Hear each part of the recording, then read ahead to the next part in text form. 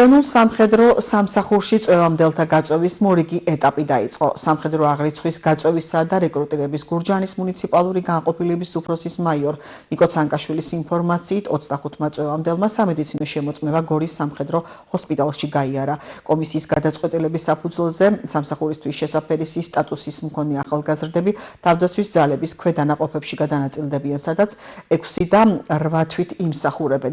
მათი ყოველთვიური ანაზღაურება ვადის შესაბამისად 635-დან 765 ლარი იქნება. საკუთარი ნებით დარეგისტრირებული ჯარისკაცები კი ხელფასის სახით დამატებით კიდევ 30%-ს მიიღებენ. 2025 წლის 10 დეკემბრიდან დაიწყო 2026 წლის გაწვევა ეროვნულ სამხედრო სამსახურში. გუშინ 3 თებერვალს გორის სამხედრო ჰოსპიტალში სამედიცინო კომისიაზე გავიწვიეთ 25 მოქალაქე. სამედიცინო კომისიაზე წარმატებით გავლილი წვევამდელები ჩაირიცხებიან 6 და 8 თვის ვადით ეროვნულ სამხედრო სამსახურში.